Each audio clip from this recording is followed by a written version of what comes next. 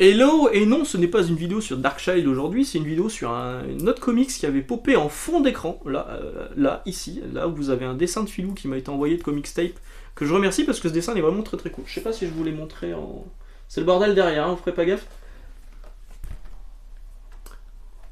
Fais-y fast Tigrou, tu as frappé le gros lot, il ne faut pas apprendre le français en lisant du Panini Comics, MJ voyons, hein, donc moi j'ai trouvé ça très drôle. Philou de Comics Tape, il envoie quelqu'un, il ajoute quelques dessins qu'il fait lui-même, hein, parce que c'est lui qui l'a dessiné ça. Dans les colis, vous pouvez commander directement sur Comics Tape, et encore une fois je recommande Comics Tape, c'est très cool. Il m'a envoyé ça pour me remercier parce qu'a priori vous avez été nombreux et présents à profiter des 10% de remise qu'il y avait eu il y a quelques temps là. Et ben merci à toi parce que bah, moi j'ai pas fait grand chose et c'est cool parce que vous du coup vous avez pu profiter de ce que proposait Philou parce que franchement il y a des trucs qui sont vraiment très cool. C'est pour rappel, c'est des comics rares, dédicacés, des variants de cover, tout ça à des prix qui sont franchement pas abusés. Et donc si vous voulez faire un tour sur Comic Step, allez-y, c'est très bien. Bref, cette vidéo n'était pas faite pour faire une pub à Philou. Je vais y arriver. Mais pour vous parler de ça, Dolls.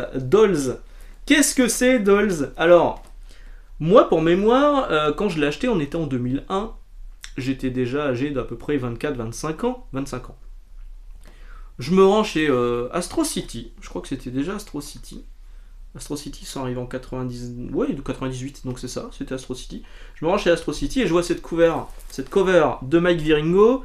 Moi, Mike Wieringo pour Telos, j'adorais, même pour d'autres trucs, hein. Et du coup, je vois du Mike Wieringo en couverture, je le feuillette un petit peu, je me dis, ouais, vas-y, allez, c'est du comics image, avec des nanas un peu sexy, un peu écervelées. Ça peut être rigolo, vas-y, je le prends. Ça doit pas durer très longtemps, en plus, comme série. Effectivement, il y a eu deux numéros, il n'y a pas de fin. Il n'y a pas de fin, et oui, c'est nul. Donc Dolls, qu'est-ce que c'est? C'est scénarisé par Sniegowski, de son prénom, je ne sais plus, Thomas Sniegowski, je vais y arriver. Sniegowski, scénarisé par Sniegowski, qui avait déjà scénarisé du Vampirella, donc c'est un mec qui connaît déjà bien les bad girls, un peu sexy, qui avait scénarisé du Bone avec Jeff Smith sur une préquelle de Bone. Bon, on en reparlera bientôt parce qu'il y a un nouveau tome qui va ressortir chez Delcourt avec quelques récits inédits. Qui avait scénarisé Punisher avec Christopher Golden. Christopher Golden, ouais, c'est ça. Le Punisher Marvel Knights, le Punisher nul à chier, qui était devenu une espèce d'agent du paradis avec des flingues magiques qui balançaient des flammes. C'était nul. C'était très mauvais. Et donc, c'était lui avec Golden qui était derrière ça. Donc bon, ça partait pas gagnant-gagnant, mais surtout, c'est scénarisé et dessiné par Randy Green. Randy Green à ne pas confondre avec Randy Quinn, le dessinateur et créateur de Darkchild, dont on parlera sans doute un jour bientôt. Donc Randy Green, on le connaissait aussi en France pour Witchblade. Il a pris la suite de Michael Turner, et il a dessiné beaucoup de numéros de Witchblade. Alors c'est un style qui est différent de Michael Turner, mais c'était pas déplaisant pour autant. Il a dessiné du Witchblade, il a dessiné Emma Frost, la série Emma Frost, qui avait des couvertures de Greg Horn, donc des couvertures peintes, machin, un peu putassières, comme on peut imaginer, et à l'intérieur c'était du Randy Green. Toute la série, je l'ai dans un magazine qui s'appelait à l'époque Maximum X-Men. Je vous avais fait une vidéo sur Mystique d'ailleurs, je crois que c'était les deux étaient en parallèle. Donc dans cette série, cette espèce de version intégrale, parce qu'il y avait 2 épisodes par numéro, il y avait un numéro c'était Mystique, un numéro c'était Emma Frost, et Emma Frost c'était Randy Green. Il a fait du New X-Men aussi, New X-Men Academy X, il a fait du Lara Croft, donc Tomb Raider quand c'était passé chez Dark Horse. Bref, il a fait pas mal de choses. Donc ce premier numéro qui est sorti avait le droit à plusieurs variantes de cover, il y avait du Karen Grant, il y avait du Ale Garza, il y avait du Randy Green forcément, et il y avait une couverture de Mike Wieringo, et c'est ce qui m'a fait le prendre sur les étals. Et voilà, tout démarre par un espèce de vieux Gepetto, qu'on pourrait penser être un vieux pervers qui crée sa propre poupée vivante, on ne sait pas trop comment, mais on comprend clairement que quand on prie sa bonne étoile, tout peut se passer, hein. Voilà, référence à Disney. Donc il crée cette Baby Doll, elle s'appelle Baby Doll, donc il y a plusieurs dolls à l'intérieur. Il y a Baby Doll qui est là, il y a Buns, c'est son lapin, son lapin. Il y a China Doll, donc la poupée de porcelaine, on peut dire, une poupée chinoise. Il y a Mrs. B, qui est en fait l'archétype de la Barbie. Hein. D'ailleurs, il y a un moment où ils l'appellent Barbie et ils disent « Ah, appelle-la pas Barbie, elle va péter un câble ». Et il y a Ragdoll, donc cette poupée de chiffon, une poupée de chiffon. Et elles font toutes partie d'une espèce de club de femmes poupées robots qui veulent empêcher que d'autres deviennent des robots et qui sont confrontés à des gens qui sont des robots. Derrière ça, il y a un mec qui mène des enquêtes pour un sénateur qui a perdu sa fille, qui a rejoint une espèce d'église qui veut transformer tous les gens en robots. C'est nul. Sans vous le cacher, franchement, c'est nul. Voilà, c'est tout. C'est vraiment pas très bon. Voilà. Alors Randy Green, bon bah voilà, lui il dessine des pieds mais il dessine pas des décors.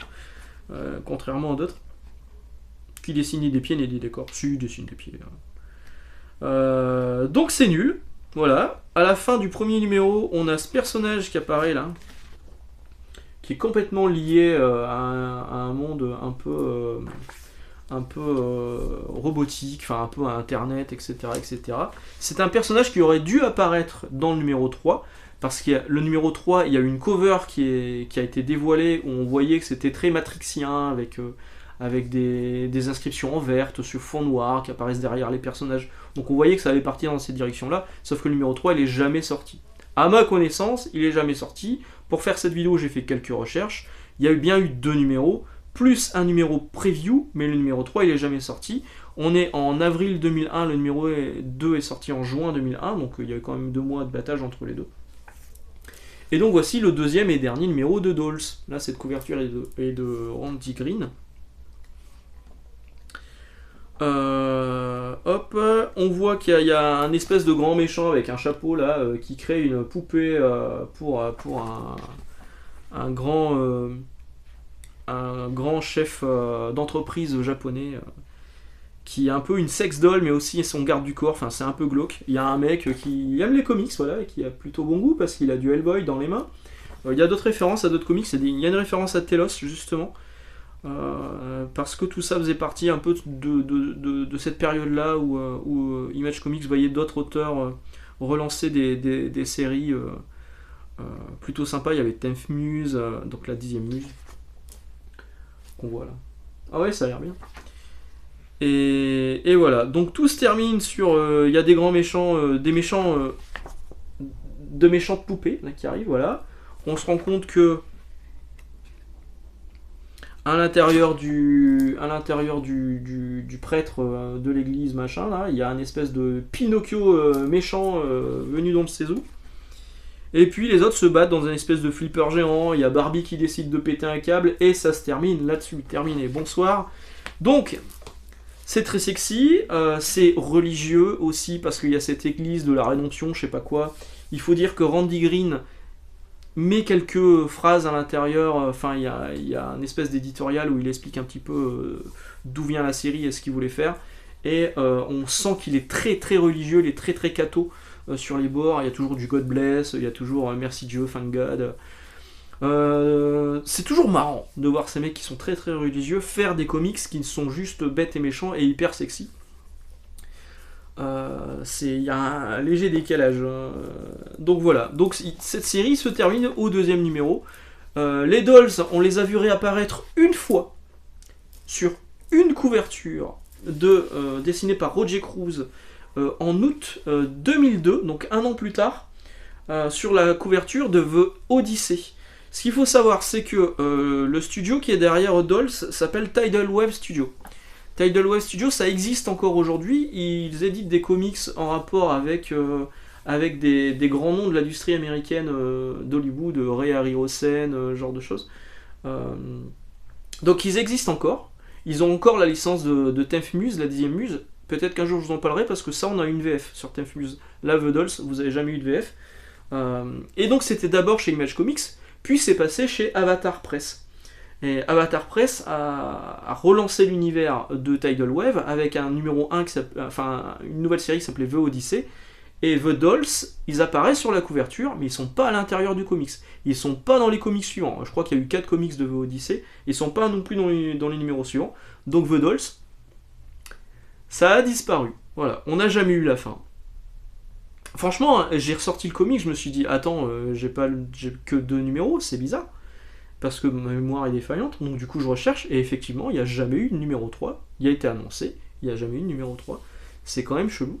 Ces comics-là, maintenant, pour les trouver, bah, ça coûte que dalle, hein. Évidemment, c'est du comics image, mais franchement, n'y allez pas, le scénario est vraiment nul. Moi, vraiment, le seul intérêt que je lui trouve, c'est la couverture de Ringo, hein, qui est vraiment très très classe. Hein. Mais c'est tout. C'est tout. Ça n'a aucun intérêt aujourd'hui. Ça fait juste partie de ces histoires de comics ces comics qui ont popé comme ça à cette époque et qui ont eu plus ou moins de succès, qui ont eu des fins, qui n'ont pas eu de fin. Je trouve ça toujours intéressant parce que c'était une période qui était en pleine ébullition,